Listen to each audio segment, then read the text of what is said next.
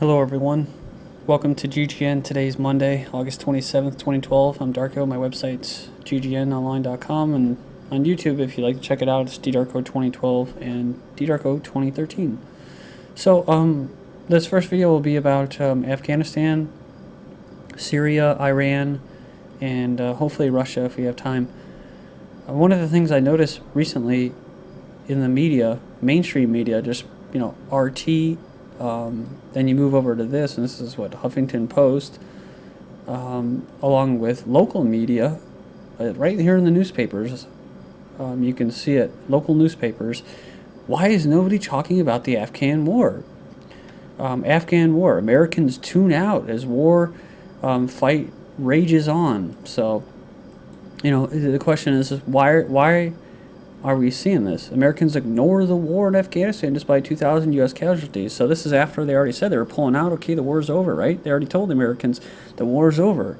So why would Americans be tuning out, and why is the media kind of pointing this out as if they're supposed to feel bad that the war so far has broke the record, right? As one of the longest wars. This was back in, said on June 7th, Afghanistan will complete its 104th month, the Afghan war, making it America's longest war. So, and this was in 2010. Let me try to get the date here for you. Yeah, 5/20/10. So there you go. So that was 2 years ago. So, when people ask, 12 years after it began, America's war in Afghanistan has all but approached a stalemate. Now the cost for such an outcome is once again being brought up after the number of U.S. casualties hits another milestone, so 2,000. So maybe this is why, because of their 2,000 casualty milestone. So it says here a 29-year-old, it says here he served in the U.S. Army for 5 years. Eastern Afghanistan says we all laugh about how no one really cares. He goes on and he talks about how he received letters from grade school students that were meant for the brave Marines in Iraq and not the troops such as himself stationed in Afghanistan. All the support the troops stuff is bumper sticker deep. So they don't support it. Unfortunately, we live in a dictatorship, so it doesn't really matter what we care, what we say, or anything. So it says here that this University of poll said that only 31% of registered voters say the U.S. should still be in Afghanistan, while 60% downright declaring that America should exit the Afghanistan or Afghan war completely. And they go on and talk about private contractors dying at rates similar to, at the times, in excess of soldiers. He says, for the most part, this substitution has taken place outside the cognizance of the public and potentially Congress. By continuing to outsource high-risk jobs that were previously performed by soldiers, the military, in effect, is privatizing the ultimate sacrifice. So, as far as the sacrifice, it's it's a sacrifice for the military-industrial complex, i.e., the private contractors. So, it just sucks having to say that, but everything that we went over there for is based off bullshit. It's all based off shit, And for 9/11, Taliban, whatever. I'm sorry. I don't buy the whole story. I really don't. With 9/11, with Bin Laden being in Iraq, with Bin Laden being in Afghanistan, with Bin Laden being tied to Al-Qaeda not being started by the CIA or intelligence agencies, that the Taliban wasn't created by the intelligence agencies. I can't put that out of my mind, right? That Iraq never had weapons of mass destruction, that Iraq was not responsible for 9/11, Afghanistan was not responsible for 9/11, and that really what we're there for is opium and heroin. That trade industry, we're there for the mining of rare minerals and for contracts, for making money off contracts. So.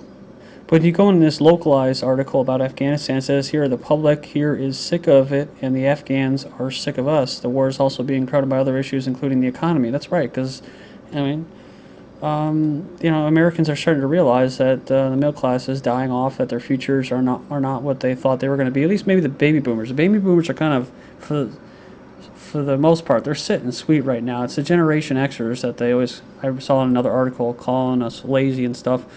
It's us that are going to get screwed over here in the long run. And the baby boomers, like my parents and that, they seem all right now. They don't seem to be affected by the economy. One's getting ready to get on a pension after retiring next year. The other's business is blooming. You know, he does mutual funds, so it's just like, you know. But everybody else after that, they're it's going to be a world of hurt for them, I think. But they want, I don't know, I guess they want us to focus on these wars and stuff like that instead of what's going on at home. Obama, Afghanistan deaths top those of Bush. So it says here, now the longest conflict in U.S. history, the Afghan war has taken the lives of 2,000 Americans, half of whom were killed just in the past 2.5 years. So does that make Obama worse than Bush? No. Does it make Bush a great guy? No. They're both globalists that work for this basically globalist system. More U.S. military suicides and combat deaths in 2012. Now that's something that they're not talking about, why Americans are turning away, because more soldiers are fucking killing themselves than those are being killed in combat. That tells something that not even they want to be there, and they're not getting any support for it. But they keep pushing them back. It says here, green on blue, and these are volunteers. They're not even forced. So it goes to show you a lot. I mean, it is kind of a slap in the face for them as well. But, I mean, what are we going to do at home? You know what I mean? It says here, green on blue attacks in Afghanistan, says the data. So, yeah, it says here, attacks on coalition forces by Afghan forces, the so-called green on blue attacks, are emerging as a major threat. So, we're over there to help them. And then, yeah, of course, you have what? You have Afghan soldiers going in there and killing U.S. soldiers. So, another reason to be tuned out. Soldiers alleged Kandahar killing spree were warning signs missed. So yeah, a deadly rampage by an American soldier, killing 16 Afghan civilians, including women and children. So another reason to tune out. Taliban responsible for 25% of the attacks on NATO troops. The Taliban, that's right. Now the only problem with that is what? Is that Zbigniew Brzezinski, talking about these global technocrats, and that created Al-Qaeda and the Taliban. So yeah, he's the Al-Qaeda's and Taliban's founding father, Zbigniew Brzezinski. So, and he's also Barack Obama's top foreign policy advisor. So if you want to look at the people that are really responsible, you can look at the dictators, these technocrats that are on, you know, you can turn on your TV and see them once in a while on MSNBC or something like that, give them an interview. And everyone looks to him as the granddaddy, you know. Oh, he just knows so much. How does he know so much? Well, they're creating the future for you. They're designing it. And he actually wrote a book about it, The Grand Chessboard, and talking about pawns. He goes here, he likens the geopolitics and globalist strategies to moving pieces on a chessboard. What he fails properly to address is that the pawns who are being played, these pawns are millions of human beings who have died as a result of these formulated wars and secret agendas to create a global imperial power structure with America, Israel at its apex. So all those soldiers that have died, thank Brzezinski. It says here, U.S. troops punished over Quran burning urination video. That's another reason to tune out. Talking about burning the Quran and peeing on the dead corpses by U.S. troops. Afghan endgame, enter Russia. So the Afghan endgame is on real earnest. It says here the first regional strategic chessboard, and perhaps the next episode of the Great Game has been initiated. So talking about the chess game, right? It says by arrogantly and unjustly bludgeoning Pakistan into submission, the U.S. may have literally forced out this dysfunctional unilateral non-alliance and set the stage for a decisive paradigm shift in the geopolitics of the region. It says here, critically, it may have made Pakistan susceptible to Russian overtures. So you can come check this out. The links will be posted in YouTube's video description. They're talking about SCAR, South Central Asia region, is currently in a state of flux. And basically they're talking about Russia getting in there and becoming allies with Pakistan, nuclear Pakistan. Especially when the United States is acting as if they're trying to help Pakistan, but at the same time, along with the intelligence agencies, are drone bombing and killing people. They title them militants, and they even say that they killed the leaders. So when they kill people and the civilians, and the Pakistanis get really pissed off, and they say, why is our government allowing this? They can't do anything about it either over there. So you know what I mean? It's the same thing everywhere. And so this is what they do. They say, oh, we killed a leader. We killed the Al-Qaeda leader. When they really didn't, and that's to bolster support and legitimize these CIA drone strikes on civilians. So, key commander in the Pakistani-based militant Haqqani network has been killed by a U.S. drone strike. Well, actually, they're saying they didn't. The Taliban denies this Haqqani's death. Says Afghan ministry claims he was slain in recent drone strike, but despite claims, it says here, the Taliban issued a statement today insisting that he's alive and well and healthy. He says the rumor about him being killed is more propaganda of the enemy, insists the spokesman. So it would not be the first time a militant was, quote, confirmed killed by a drone strike, turned out to be alive. and indeed some have been killed several times. 17 Afghan civilians beheaded for dance parties. So is this more propaganda? I mean, this sucks. Yeah, it sucks that the Taliban, that was created by the Brzezinskis and all of them, are now basically they don't have control over them. I mean, you read the Council on Foreign Relations' own press releases; they're saying that they don't have control over this right now.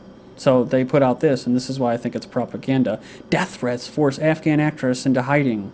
So even without the Taliban, I still think that this country would be somewhat conservative as far as their Muslim roots go, but I don't think it would be going this far. So that's why I think it's propaganda. Israeli police arrest suspects in firebomb attack. It says Israeli police say they arrested 3 Jewish youths. Yeah, I said youths from a West Bank settlement as suspects in a firebomb attack that wounded 6 Palestinians in a taxi. It says extremists Israeli settlers often attack Palestinians and their property as part of a campaign they call the price tag, retaliation for either army action against settlers or Palestinian attacks. So you have this. Israeli warplanes attack north of Gaza Strip. Warplanes launched at least 3 airstrikes on several targets in north of Gaza. It says here that also assassinated Islamic Jihad member in Egypt. A member of the Palestinian resistance movement has been killed in an Israeli drone strike inside Egypt. More Israeli news. Israeli vets, the Israeli Defense Forces, confessed to no mercy abuse of Palestinian terrorist kids. Israeli veterans have spoken out describing a degrading culture of abuse and harassment of Palestinian children. It says here in the West Bank and Gaza, a report containing 30 veterans' testimonies details numerous cases of violence committed by Israeli soldiers. It says here that a first sergeant in Armored Corps described his job as population control in a testimony entitled, "What is that job really?" He goes on here, he says he would enter Palestinian villages on a daily basis to make their presence felt, show the local residents that they did not belong to them, the area did not belong to them. He said a patrol goes in, or 2 patrols, 2 Hummers secured by a Jeep, and raise hell inside the villages. He said a whole company may be sent in on foot in 2 lines like a military parade in the streets, provoking riots, provoking children, said the first sergeant. And I believe the average age is like 18 there, so it's basically a bunch of young people whose families have been broken apart, throwing rocks at tanks. I saw a documentary on it recently. It says here he said that the commander's aim was to grind the population down so that they would not even think of throwing stones at their occupiers. So there you go. Syria says they can destroy Israeli nuclear facilities with 20 missiles, boasts ambassador to Jordan. So it says here they received $20 million in exchange for his defection. Yeah, I don't know if you remember the Hezbollah leader saying that he would turn Israel into a living hell or something like that, hell on earth, if they keep up what's going on in Lebanon, and or strike Iran. So in response to this, Israel is having an exercise responding to multiple rocket landings. They're holding drills simulating evacuation of casualties from several locations in the event of an unconventional rocket salvo. So it says here it's a first of its kind. And what they're simulating, of course, is what? Chemical warheads from Syria. So you talk about propaganda, crackdown tolls seen as Syrians bury hundreds. So there's supposedly reports coming out that the smell of death is in the air in Syria. So talk about mass burials, show the carnage of the past few days in gruesome details. And this article goes on and basically blames what? The Syrian military, the Syrian government. I'm not over there. I can't tell you personally. The Assad forces killed them in cold blood. They just killed them without any pretext. I have a hard time believing in a lot of this stuff that comes over to the West still, because I've just read recent articles that basically said, 2 of them, they were different journalists covering this, going along with the Syrian government, and they're telling the story that I've been telling for the past bunch of months, which is these guys are basically rats, these mercenaries, terrorists, rebels, and they go through neighborhood, and they put people and civilians in the crossfire, and they blame it on the government. And they're the ones that are actually torturing, cutting off fingers. But maybe it's going on both sides, I don't know. But either way, this is what the West and the globalists want. They want to just starve these people out and just break the will of them so that they'll surrender to them. Rebels down Syrian army helicopter in Damascus. So yeah, they said that following the day after, this is a Jerusalem Post, that Assad's forces killed 320 in execution style. Let's not forget the CIA actually smuggled 14 Stinger missiles into Syria so rebels can take out regime warplanes. But the British newspaper is now claiming Western troops are in Syria, SAS. You can join me in part 2 and we'll finish up with this. Thank you.